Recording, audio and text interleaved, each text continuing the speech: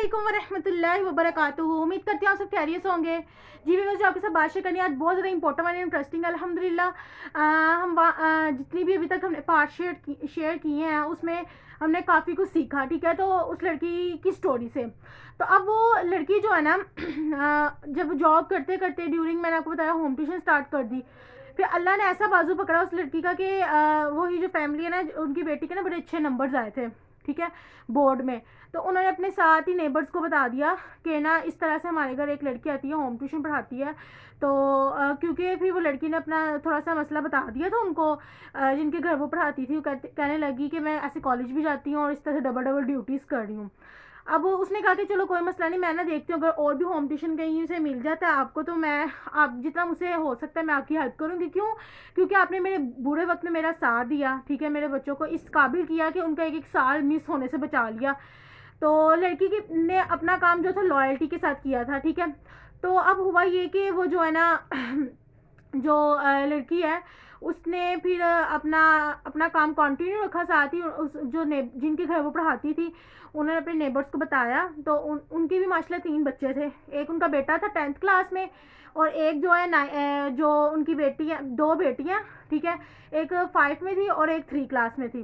वो लड़की ने, उसकी मामा ने ना उनको बताया कि जिनके घर आपने पढ़ाने जाना उनका बच्चा बहुत ही ज़्यादा जो है ना बदतमीज़ है। बदतमीज़ से मुराद ये कि वो पढ़ने वाला नहीं है, उसको आपने ज़्यादा फोकस के साथ पढ़ाना है। तो लड़की ने लड़की से पूछा कि भाई आप क्या फ़ीस वगैरह लोगे? उसने कहा सबसे पहले तो मैं बच्चों को देखूंगी कि बच्चों की किस तरह की बेस है। अगर तो बच्चों की, अब आप कहोगे कि आप हमें क्यों बातें बता रहे हो, इसमें आप देखना, जब आप इसको वॉच करोगे सारा, तो आपको कितना कुछ गाइस सीखने को मिलेगा। अब वो जो थे उनके इस तरह के हमारी सोसाइटी में पेरेंट्स पाए जाते हैं, मैं आपको बता नहीं सकती। आप लाजमी अपने थोड़े से प्रीशियस टाइम, तो गाइस हमारी सोसाइटी में इस तरह के पेरेंट्स भी पाए जाते हैं। अब मुझे ये था कि पता नहीं लाइक वो लड़का किस तरह का है, कितना को मिसबिहेव करता होगा अपने टीचर्स के साथ, जो उनकी मामा इतनी ज़्यादा माशाल्लाह सिफ्ते कर रही है। सिफ्ते से मुराद ये कि नेगेटिव पॉइंट ऑफ व्यू से कि मेरा बेटा पढ़ता नहीं है, ऑल टाइम मोबाइल को देखता है, तो आपने जितना हो सके उस बच्चे पे फोकस करना है, ठीक है। अब वो लड़की ने कहा कि चलो ठीक है, मैं ना पहले देखूंगी, बाद में आपसे फ़ीस की बात करूंगी कि मैंने बच्चों की कितनी फ़ीस लेनी है। मुझे भी पता हो कि बच्चों की बेस क्या है, कि बच्चों पे ज़्यादा हार्ड वर्किंग लगेगी, ज़्यादा टाइम लगेगा, ये बच्चे पढ़ने वाले हैं। अब वो बच्ची गई उनके घर गई, तो सबसे पहले उसने जो चीज़ नोट की, वो जिस लड़के के बारे में पेरेंट्स बोल रहे थे कि ये मेरा बेटा पढ़ता नहीं है, मोबाइल मोबाइल मोबाइल, स्पेशली वो बच्चा आया दरवाज़ा ओपन करने के लिए। जब वो टीचर उनके घर गई, उन्होंने बेल दी ना, तो वो उनका बेटा आया दरवाज़ा खोलने के लिए, और यकीन करें उन्होंने अपनी टीचर की आंखों में आंखें डाल के नहीं देखा। अब वो जो टीचर थी है तो बेसिकली बच्ची थी, मेडिकल की स्टूडेंट थी, 2nd ईयर की, और वो जो लड़का था, लड़का 10th क्लास का था, ठीक है। तो लेकिन ये था कि अब उसको ये पता था कि मेरी टीचर ने मुझे आना है, हम लोग को देखना है कि हमारी बेस क्या है। तो जब वो दरवाज़ा ओपन करने के लिए आया तो उसने अपनी नज़र नीचे रखी हुई थी, यानी कि उसने अपनी टीचर की आंखों में आंखें डाल के भी नहीं देखा, रिस्पेक्ट दी टीचर को। And the second point is ये कि जब वो ड्राइंग रूम में बैठी हैं, तो उनकी मामा ने अपने बेटे को पहले समझाया था, या उसके बेटे की तरबियत इस तरह की थी कि वो अपनी टीचर के साथ डाइनिंग टेबल पर बैठा, डाइनिंग टेबल पे जो टीचर है वो एक साइड में बैठी है, और लड़का कौन से, अब 6 चेयर्स हैं, 3 यहाँ पे, 3 यहाँ पे, 1 यहाँ पे और 1 यहाँ पे। टीचर यहाँ पे बैठी है और लड़का वो वहाँ कॉर्नर पे बैठा हुआ है। और लड़के ने अपना जब पूरे 2 से 3 महीने जो अपनी टीचर के पास पढ़ा, उसने अपनी जगह वहीं बनाई।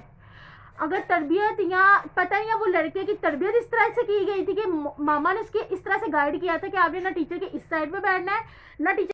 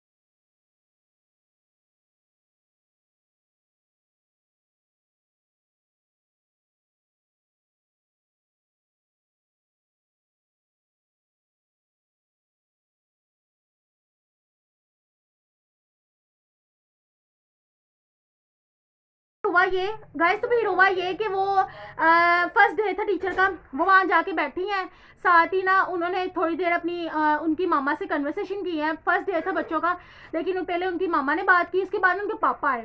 गाइस जब उनके पापा के ड्राइंग रूम में एंट्री हुई, तो सबसे पहले तो उनके पापा की एंट्री से पहले जब वो उन्होंने एंट्री अंदर की है, तो एक अच्छी सी खुशबू उनके अंदर से आ रही थी। आई थिंक सो उन्होंने पता नहीं इतना लगाया हुआ था कि परफ्यूम लगाई थी, और पर्सनैलिटी बिजनेसमैन वालों की तरह थी, वीआईपी पर्सनैलिटी थी। लेकिन गाइस उन्होंने उस टीचर को इतनी रिस्पेक्ट दी कि आई थिंक सो मैं आपको एक्सप्लेन नहीं कर सकती। लेकिन आज के दौर में अगर पेरेंट्स को उनके साथ कंपेयर किया जाए, टीचर को रिस्पेक्ट देना तो दूर की बात, बच्चों को जरा फिंगर भी दिखा दो तो आगे से पेरेंट्स जो है ना टीचर्स का गिरेबान पकड़ने आ जाते हैं। यहाँ तो आप टीचर को यहाँ से निकालें, अदरवाइज हमारे बच्चों को हाथ ना लगाए। तो भाई इस तरह के बच्चे आगे जाते हैं। तो आज मैं आपको बताती हूँ हुआ क्या। वो बैठी हुई थी वहाँ पे, अब मैंने आपको उस लड़की की स्टोरी भी बताई थी, लेकिन लड़की ने बड़े कॉन्फिडेंटली बात की।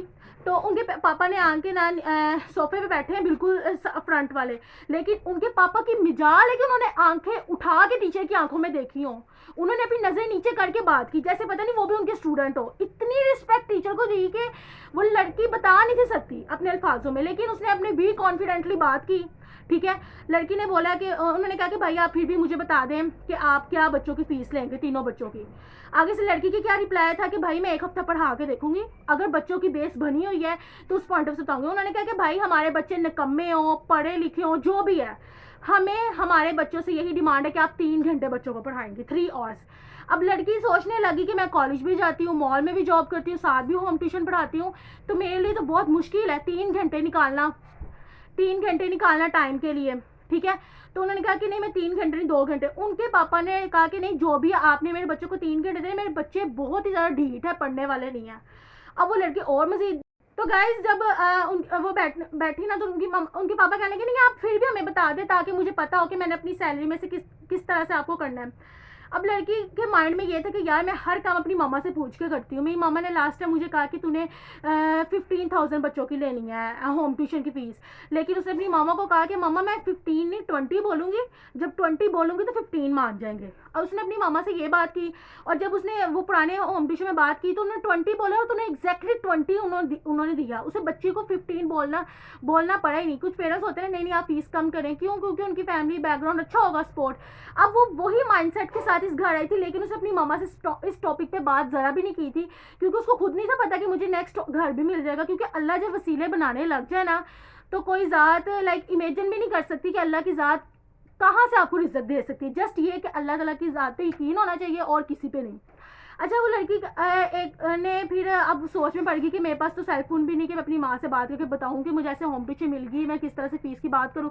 उसने ना चाहते हुए जैसे मर्जी उसने वैसे ही कह दी 25 कि अगर मैं 25 बोलूँगी तो ये 20 पे मान देंगे। गाइस उस लड़की ने बोला 25,000 में तीनों बच्चों की फीस लूँगी, और यकीन करें उनके पापा ने आगे से स्माइल पास करके क्या रिप्लाई किया कि बस इतनी से आप बच्चों की फीस लेंगी। और आगे से ये कहा कि टीचर हम तो ये जो 25,000 में आपको फीस दूंगा ना, ये फीस आपकी बस वो 3 घंटे की है, वैसे अदरवाइज हम आपका 1 सेकंड का भी ध्यान नहीं दे सकते कि आप इतना प्रीशियस टाइम मेरे बच्चों को इतना नॉलेज डिलीवर करेंगी। भाई आज के दौर में कहाँ है वो पेरेंट्स जो 500,000 फीस देते हैं और बातें इतनी ज़्यादा करते हैं टीचर्स को। और लड़की के दिल में इतनी रिस्पेक्ट होगी उन पेरेंट्स के लिए, और दुआएं इतनी ज़्यादा, और मेहनत डबल ट्रिपल। आज के दौर में पेरेंट्स टीचर को अप्रिशिएट ही नहीं करते। आज के दौर में टीचर्स को रिस्पेक्ट ना बच्चे देते हैं, ना स्टूडेंट देते हैं, ना ही पेरेंट्स देते हैं। भाई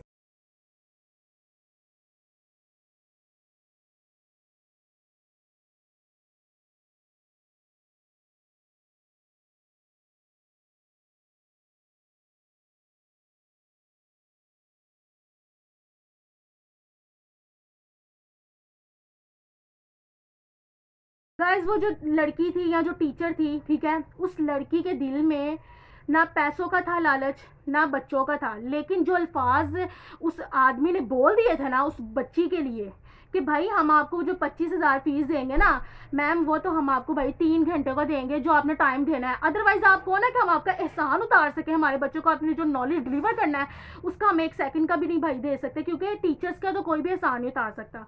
तो भाई यकीन करें इस तरह के पेरेंट्स हों तो क्या टीचर्स को मोटिवेशन मिले, क्या टीचर को पॉजिटिव वाइब मिले, और वो देखना दिन रात आपके बच्चे पे इतना को ज़्यादा टाइम इन्वेस्ट कर देगा।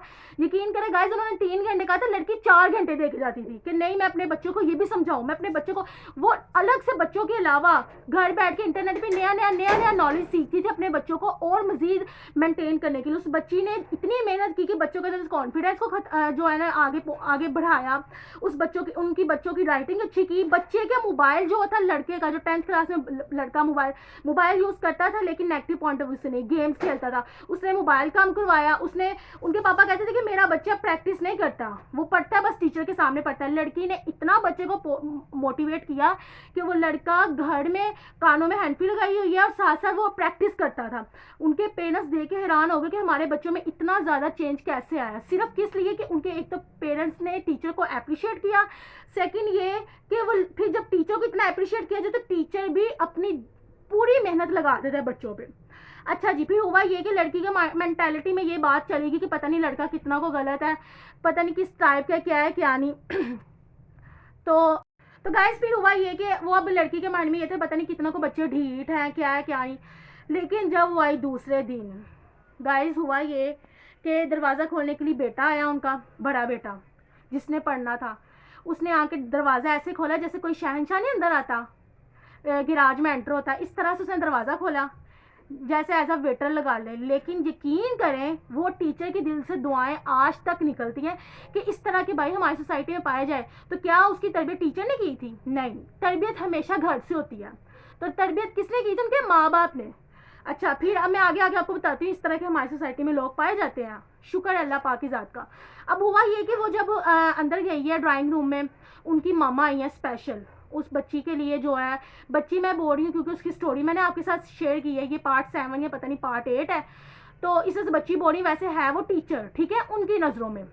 अब वो वहाँ बैठी डाइनिंग टेबल पे बैठी है, सबसे पहले उनकी मामा आई है स्लाइस जूस लेके, उसके बाद वो लेके आई हैं उनके लिए खाना फ्रेश, उसने वो खाया। उसके बाद उनके बच्चे आए हैं, उन्होंने तीनों बच्चों ने सलाम लिया, बेटे ने सलाम ली नीचे नजरें करके, और वो फिर वहीं पे जाके ना टीचर के साथ बैठा, ना लेफ्ट ना राइट ना फ्रंट पे, बिल्कुल कॉर्नर पे जाके बैठा, ठीक है। जबकि टीचर ने कोई ऐसी बात नहीं थी सिखाई, टीचर कहने को कह सकती थी, टीचर ने तो यहीं से अंदाजा लगा ली कि बच्ची की तरबियत क्या है। और माँ बाप, यानी कि ऐसे माँ बाप भी हैं जो इतनी अच्छी तरबियत करने के बावजूद अपने टीचर्स को बताते कि भाई मेरे बच्चों के अंदर तो कुछ है ही नहीं, आपने प्रमोट करना है जो करना है। तो भाई मैं आपको आगे बताती हूँ कि ये सेम अल्फाज उस टीचर के लिए नहीं थे, ये सेम अल्फाज स्कूल के टीचर्स के लिए भी थे।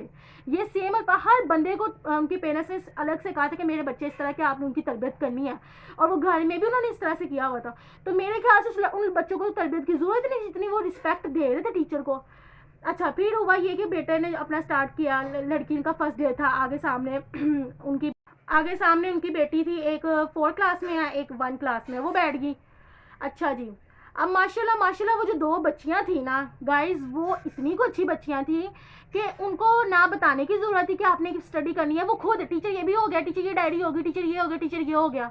लड़की को तो देख के हैरान होगी कि बच्चे तो इस तरह की ज़रा भी नहीं है। अच्छा, ज़रा लड़के की तरफ उसने नज़र उठा के देखा, लड़का भाग भाग के पूछ नहीं था रहा, उसके अंदर ये चीज़ की कमी थी। उसने लड़के को पॉइंट आउट किया, उसने कहा इधर आओ बेटे, उसका नाम हसन था, उसने कहा हसन इधर आओ, क्या कर रहे हो, उसने अपना बताया।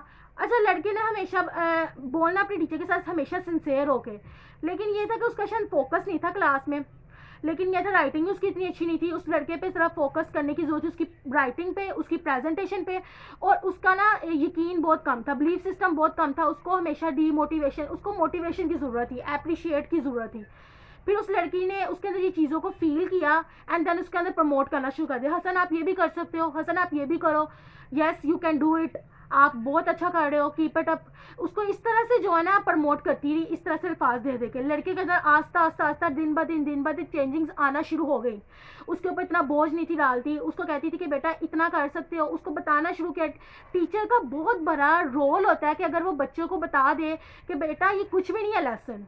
टीचर्स ने, फिर वो जो टीचर थी उसने रोज़ाना बच्चों को क्या करना, रोज़ाना डेली बेस पे छोटी छोटी स्टोरी सुनानी करनी 5 मिनट के लिए, मोटिवेटेड स्टोरीज, जिससे बच्चे मोटिवेट होना शुरू हो गए कि भाई सोसाइटी में इस तरह के भी लोग पाए जाते हैं। उसने ऐसे मोटिवेशन स्टोरी बताना शुरू कर दी। अब हुआ ये कि 3 बजे वो बच्ची पढ़ाने जाती थी, और सॉरी 4 बजे 2 बजे कॉलेज से आती थी, 2 बजे से लेके फिर उसने 4 बजे तक एक साथ वाले घर पढ़ाना, वहाँ से 4 बजे से लेके 6 बजे तक पढ़ाना होता था वो बच्चों के घर, जिसकी मैं आपके साथ बात कर रही। लास्ट बच्चों की तो मैंने आपके साथ बात कर। तो हुआ ये कि 4 बजे से लेके 6 बजे तक उन्होंने इन 3 बच्चों को पढ़ाना होता था। अचानक असर की अजान हुई, बच्चे के अंदर ये चीज़ देखी कि तीनों बच्चों ने अपना लेसन छोड़ के अजान का जवाब दिया। उसके फ़ौरन बाद उनकी मामा आ गई, आके कहती हैं हसन बेटे पहले आप नमाज़ पढ़ लो, उसके बाद फातिमा पढ़ेगी, उसके बाद आमना पढ़ेगी, ठीक है।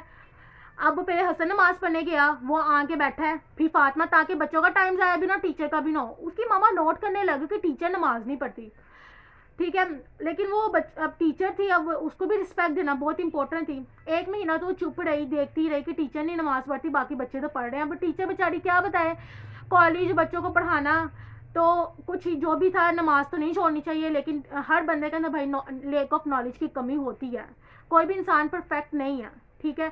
तो वो जो लड़की थी उसके अंदर भी थोड़ा थोड़ा होता था, एहसास होता था कि यार मुझे भी नमाज़ पढ़ लेनी चाहिए, लेकिन वो फिर भी नहीं पढ़ती थी। आई डोंट नो क्या वजह थी क्या नहीं, लेकिन वो ये कहती थी कि पता नहीं अब क्या है क्या नहीं। वो दूसरे बच्चों को पढ़ाने में मसरूफ़ होती थी, ठीक है। वो कहती थी यार मेरा टाइम ज़ाया होगा नमाज़ पढ़ के।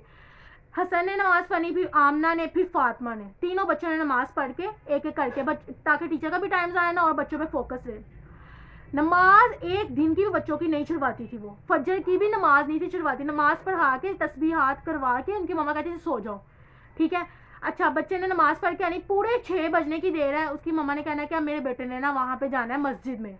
वो मस्जिद में बच्चा अलग से पढ़ता था कुरान पाक, 10th क्लास का बच्चा कुरान पाक तर्जमे के साथ पढ़ रहा है। उसके बाद उस बच्चे ने आना है तकरीबन 9 बजे आना है, 9 बजे से लेकर 11 बजे तक जिम जाता था। जिम जाना है, जिम जाने के बाद यानी कि सारा दिन तो उनकी मामा ने अपने बच्चों को इतना बिजी किया था कि बच्चा बेचारा मोबाइल ही नहीं यूज़ करता था, थोड़ी देर के लिए करता था, तो वो भी उसकी मम्मा कहती थी क्यों करते हो आप। तो माशाल्लाह इस तरह की तरबियत भी पेरेंट्स करते हैं, यकीन करें गाइस। और एंड पे सबको यही शो ऑफ करवाता है कि भाई हमारे अंदर बच्चों के अंदर कुछ